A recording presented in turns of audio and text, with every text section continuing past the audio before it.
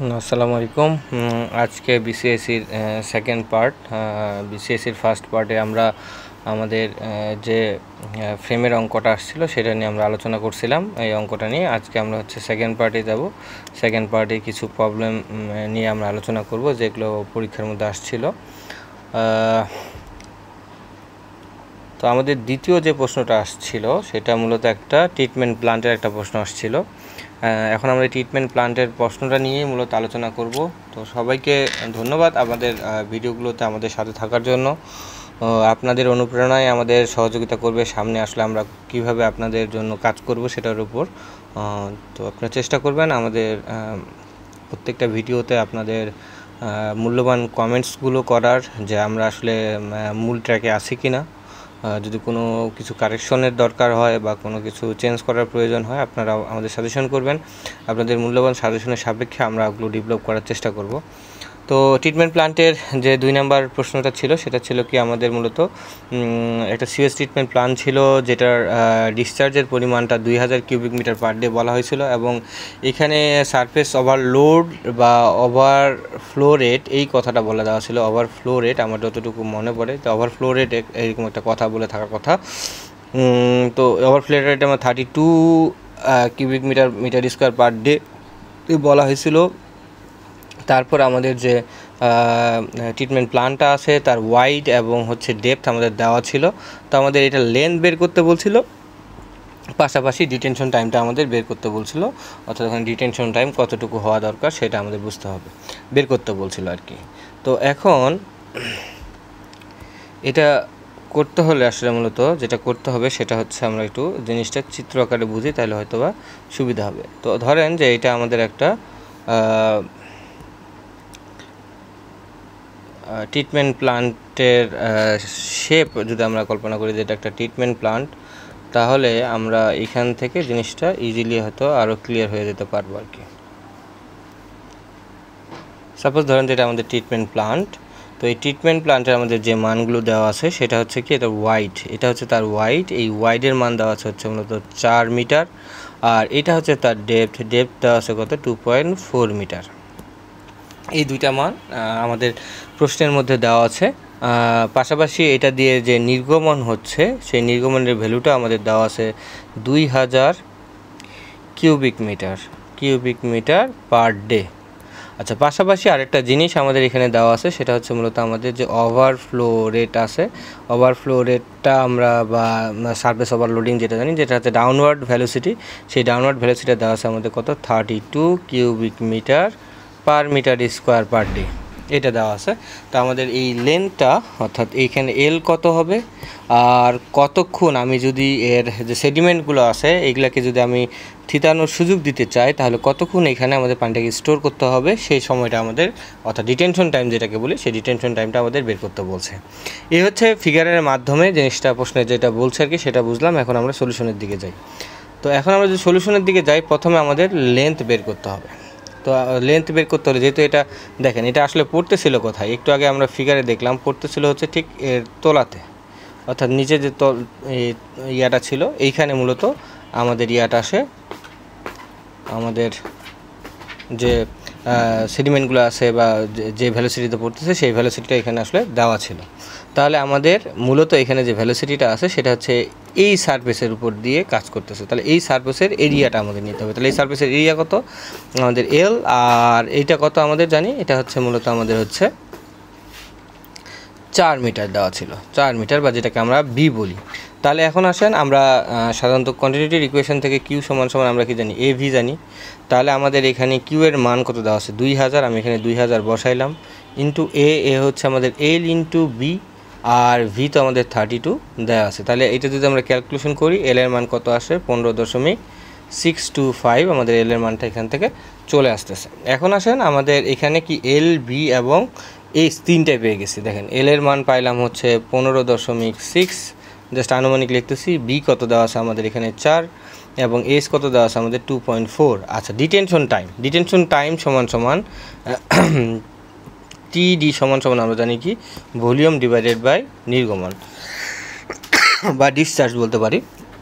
তো এখানে সহজভাবে কেন? কারণ আমাদের এটা তো আমরা এইভাবে মনে রাখতে পারি। সাপোজ ধরেন যে আমাদের ভলিউমের ইউনিট হচ্ছে কি কিউবিক মিটার, আর নির্গমনের কিউবিক মিটার পার সেকেন্ড। তাহলে কিউবিক মিটার কাটা যায়, সেকেন্ডটা বা ডেটা, যেটা এখানে ডে দেওয়া আছে, ডেটা উপরে চলে আসলো। তাহলে আমাদের এখান থেকে কিন্তু আমাদের শুধু এখানে যে ইউনিটটা থাকছে সে টাইমের। এইভাবে আমরা এটা সূত্র না মনে থাকলে এভাবে পরীক্ষার হলে আমরা কিন্তু সহজে করতে পারি। তো আমাদের এখানে ভলিউমটা বসাই দিব। এখানে আমাদের যে ভলিউমটা পাইছি, ভলিউমটা আমরা কত পাইছি, একটা পাইছি 15.625, হ্যাঁ, তার সাথে ইন্টু 4 ইন্টু কত আসতেছে আমাদের এখানে 2.4, ভাগ করে দেবো হচ্ছে এটার নির্গমন কত আমাদের 2000 দিয়ে যদি ভাগ করে, তাহলে ডেতে এইটুকু সময় আসলো।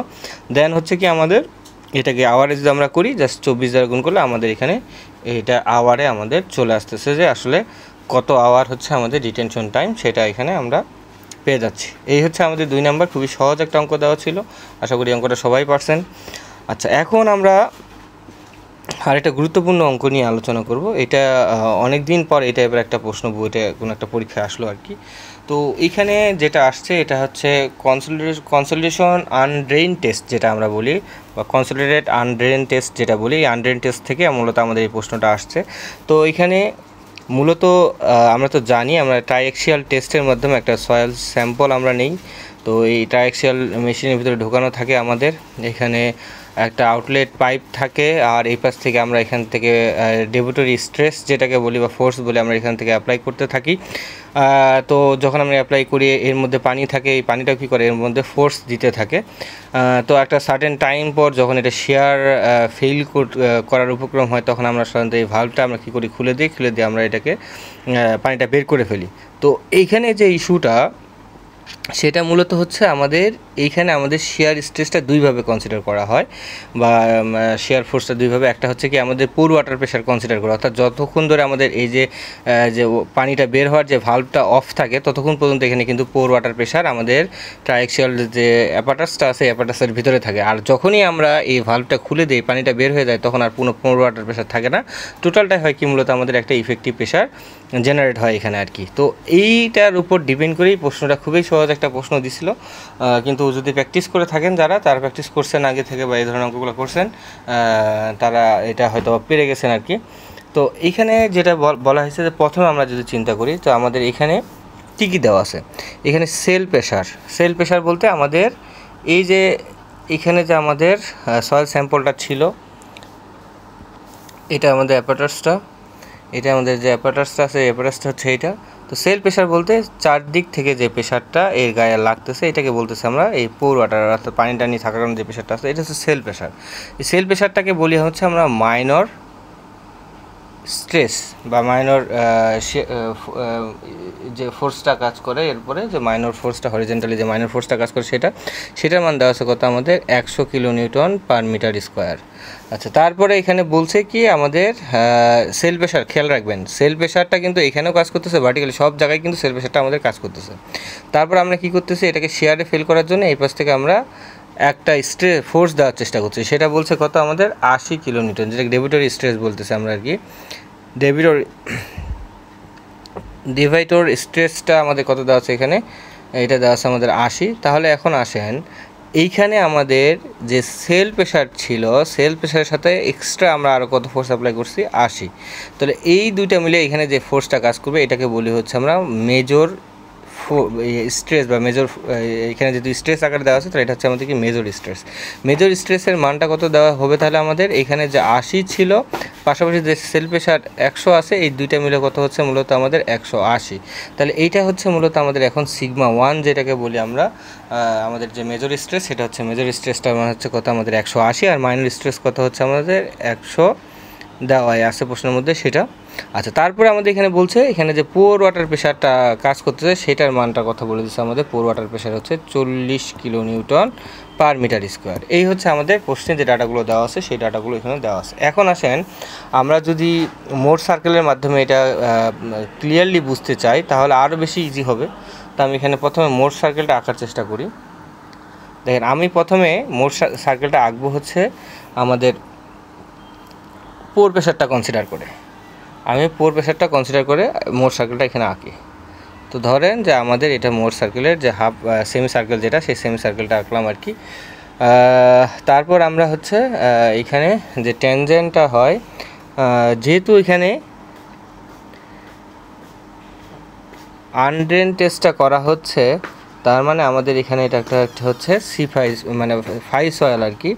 এই ফাই সয়েলটাকে অর্থাৎ স্যান্ডি সয়েল, এই স্যান্ডি সয়েলটার আমরা হচ্ছে মূলত ফেইলর প্যানেলটা যদি আমরা আঁকি, ফেইলর প্যানেলটা ধরেন যে টাচ করে চলে যাচ্ছে, এরকম হবে প্যানেলটা। তো এখন এখানে আমরা প্রথমে পোর ওয়াটার প্রেশার কনসিডার করে করব, আমি বারবার বলতেছি। তাহলে আমাদের এখানে মূলত যে নর্মাল যে আমাদের মাইনর স্ট্রেস সিগমা 3, এই সিগমা 3-র ভ্যালুটা হচ্ছে কত? আমাদের সিগমা 3-র ভ্যালুটা হচ্ছে মূলত আমাদের দেওয়া আছে 100, দেওয়া আছে 100, অর্থাৎ এইখান থেকে এই ভ্যালুটা দেওয়া আছে হচ্ছে আমাদের 100। আচ্ছা, তারপর এইখান থেকে মেজর স্ট্রেস যেটা আমরা বের করলাম, মেজরটা আমাদের এখান থেকে এটা পাইলাম কত? আমাদের 180। এখন খেয়াল করেন যে আমাদের এটার ধরেন যে সেন্টার হচ্ছে এইটা, এটা হচ্ছে সেন্টার। আমি এই যেখান থেকে ট্যানজেন্ট এখানে একটা যেখানে স্পর্শ করছে সেখান থেকে একটা পারপেন্ডিকুলার রেখা টেনে নিলাম। এখন আমাদের যেটা দরকার সেটা হচ্ছে আমাদের কিছু মান এখান থেকে বের করে নিতে হবে। প্রথমে আমাদের এই মানটা যদি আমরা বের করে নেই, হ্যাঁ, আর এই মানটা যদি আমরা বের করতে পারি তাহলে কিন্তু অঙ্কটা মোটামুটি আমাদের সলভ হয়ে আসবে। তো এখন আসি, আমরা স্বাভাবিকভাবে যদি চিন্তা করি তাহলে আমাদের এই মানটা হবে কত হবে সেটা আমরা প্রথমে বের করি। তাহলে আগে আমরা যদি টোটাল রেডিয়াসটা বের করতে চাই, টোটাল রেডিয়াসটা কত হবে? এই 100 থেকে যদি আমি 180 বাদ দিই তাহলে এটা হচ্ছে 80। এটা হচ্ছে মূলত আমাদের রেডিয়াসটা, হ্যাঁ। অথবা আমরা এখন মান দিয়ে না কল্পনা করে আমরা এমনিতেই কল্পনা করি, তাহলে আমাদের ওই ফর্মুলাটা কীভাবে আসছে আমাদের জন্য বোঝা বেশি সহজ হবে। তো এইটা ধরেন যে আমাদের সিগমা 3 যে মাইনর স্ট্রেস, আর এটা হচ্ছে আমাদের সিগমা 1। তাহলে আমাদের এই মানটুকু কত? এই মানটুকু কত? এটা কত হবে? অবশ্যই আমরা যদি সহজেই বুঝি তাহলে এটা কত হবে আমাদের সিগমা, সরি এটা তো চলেই গেল।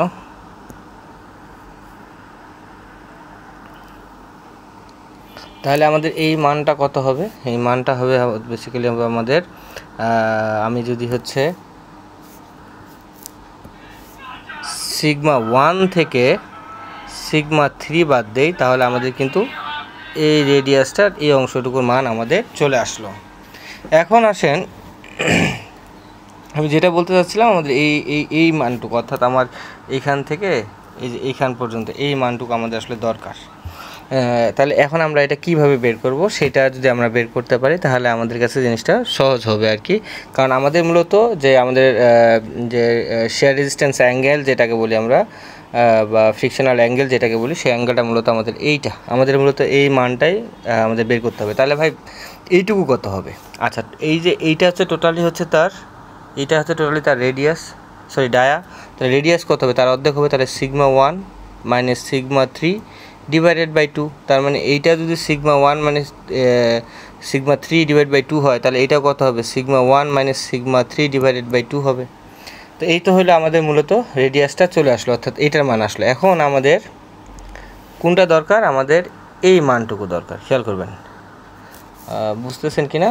এই যে এই মানটা দরকার, যেটা কালো করলাম, এই মানটা দরকার। কেমনে বের করব? আচ্ছা, এইখান থেকে এইটুকু হচ্ছে আমাদের সিগমা 3। তাহলে আমি সিগমা 3-র সাথে যোগ করব হচ্ছে আমার এই অংশটুকু আমার জানা আছে কত? Sigma 1 minus sigma 3 divided by 2। এটা যদি ক্যালকুলেশন করেন তাহলে এটা চলে আসবে sigma 1 plus sigma 3 divided by 2। তাইলে সব কিছু আমি যদি সব কিছু মিশাই দিই, আবার আমি যদি জিনিসটাকে একটু ক্লিয়ার ভাবে আঁকি, আমরা যদি সবগুলো বের করেই ফেলছি, একদম যদি ক্লিয়ার করে আঁকতে চাই তাহলে আমরা কি পাচ্ছি একটু দেখি। সরি,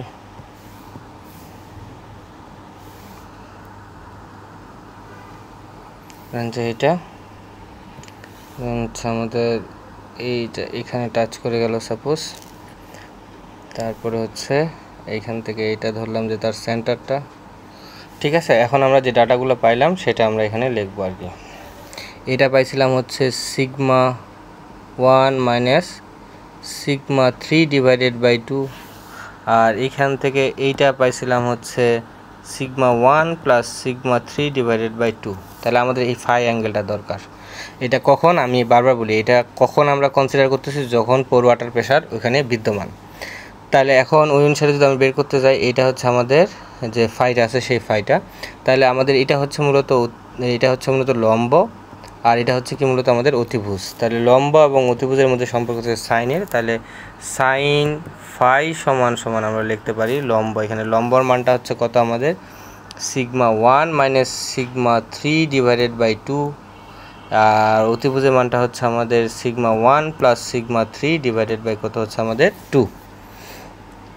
তাহলে এখন আমাদের 2 কাটা যাচ্ছে, তাহলে আমাদের এখানে ফাইটা যদি আমরা রেখে দিই, ফাইটা বসে শিফট হয়ে যায়, এখানে কী হচ্ছে সাইনটাকে আমাদের ইনভার্স হয়ে যাচ্ছে। তাহলে কী হচ্ছে sigma 1 minus sigma 3 divide by sigma 1 plus হচ্ছে সিগমা 3। এই যে আমাদের এটা আসলে এই ফর্মুলার মাধ্যমে মূলত আমাদের কি করা হয়েছে, আমাদের জাস্ট ফর্মুলাটা কীভাবে আসছে সেটা আপনাদেরকে বোঝানোর চেষ্টা করলাম। তাহলে এই যে ফর্মুলা আসছে, এখন আপনি এখানে এই ফর্মুলার মধ্যে সব মানগুলো বসাই দেন। বসাই দিলে আপনার হচ্ছে যখন আমাদের কনসোলিডেট আকারে ছিল, তার মানে পুরোটার প্রসারটা যখন ছিল সেলের ভিতরে, তখন এখানে শেয়ার অ্যাঙ্গেল যেটা আসবে সেই শেয়ার অ্যাঙ্গেলটা হচ্ছে 16.60। এখন আসেন পরে যেটা হচ্ছে আমাদের কি বলছে, ড্রেন ফ্রিকশনাল অ্যাঙ্গেলটা আমাদের বের করতে বলছে। ড্রেন ফ্রিকশনাল অ্যাঙ্গেল মানে কি, এখন ভালভটা খুলে দেওয়া হয়েছে। তো এখন যদি ভালভটা খুলে দেওয়া হয় তাহলে আমাদের সিগমা 1-এর মানটা ছিল 180 আর সিগমা 3-এর মানটা ছিল কত আমাদের 100। ঠিক আছে, তো এখন ভালভ খুলে দিতে মানে পুরো ওয়াটার প্রেশার নাই, তার মানে কি হলো -40। এখান থেকেও কী করবো আমরা -40 করব, তার মানে এটা কত হয়ে যাবে আমাদের 140 আর এটা কত হয়ে যাবে আমাদের 60। এখন কিন্তু আমাদের যে ইফেক্টিভ, এগুলো কিন্তু সব ইফেক্টিভ স্ট্রেস। এখন আমরা সাধারণত ড্রেইন ফ্রিকশনাল অ্যাঙ্গেলটা বের করি, এখানে দেখেন প্রাইম দেওয়া আছে, তার মানে সবগুলো ইফেক্টিভ স্ট্রেসগুলো কনসিডার করতে হবে। তাহলে ইফেক্টিভ স্ট্রেস কনসিডার করেই মূলত এখন আমাদের কী করতে হবে, যে ফ্রিকশনাল অ্যাঙ্গেলটা আছে এই ফ্রিকশনাল অ্যাঙ্গেলটা আমাদের বের করতে হবে। তখন আমরা যদি ইফেক্টিভ স্ট্রেসটা কনসিডার করে ফ্রিকশনাল অ্যাঙ্গেলটা আঁকতে চাই, ওই সেম ঘটনা ওই আগের মতোই ফর্মুলা, জাস্ট এখন আপনার এই ফর্মুলাতেই বসাইতে পারবেন। এই ফর্মুলাতেই যদি বসান তারপর আপনাদের অঙ্কটা হয়ে যাবে। জাস্ট এখানে 180-র জায়গায় 40 বাদ দিয়ে 140 মাইনাস 100-র জায়গায় কত বসাবেন 60 ডিভাইডেড বাই এখানে কত বসাবেন, এখানে হচ্ছে 140 প্লাস হচ্ছে কত আমাদের 60। এখন যদি আপনি ক্যালকুলেশন জাস্ট আমি আগে বলি যে আমাদের যে মেথডটা আছে সেটা হচ্ছে আমি যখন ইফেক্টিভ স্ট্রেসে আসবো তখন মূলত আমাদের যে এই মোর সার্কেলটা আছে এটা শিফট হয়ে সামনের দিকে চলে আসবে। শিফট হয়ে সামনের দিকে আসার কারণে এই যে শেয়ার এই যে ইয়াটা আছে এনভেলপটা আছে, শেয়ার এনভেলপটা একটু রাইজ হয়ে যাবে, তাই না? কারণ দূরে থাকলে, যদি দূরে থাকে তাহলে আমাদের অ্যাঙ্গেলটা কী হয়, এরকম হয়। যখন আমাদের এই যে জাস্ট মানগুলো কমে গেল, প্রিন্সিপাল স্ট্রেস এবং কি আচ্ছা আমাদের মাইনর স্ট্রেসের, প্রিন্সিপাল স্ট্রেস মেজর এবং মাইনর স্ট্রেস যে দুটো আছে এই দুটা মান যেহেতু আমাদের কমে গেল, তার মানে এখন কিন্তু সার্কেলটা আগে যেখানে ছিল তার তুলনায় সামনের দিকে শিফট হয়ে আসবে। সামনের দিকে যদি শিফট হয়ে আসে তার মানে এই এনভেলপটা আসলে কী হবে, একটু বড় হয়ে যাবে। ঠিক এইভাবে এই এনভেলপটা একটু বড় হয়ে গেল, দেন দেখবেন যে আপনার এই অ্যাঙ্গেলটাও দেখেন এখানে কত আছে 23 ডিগ্রি।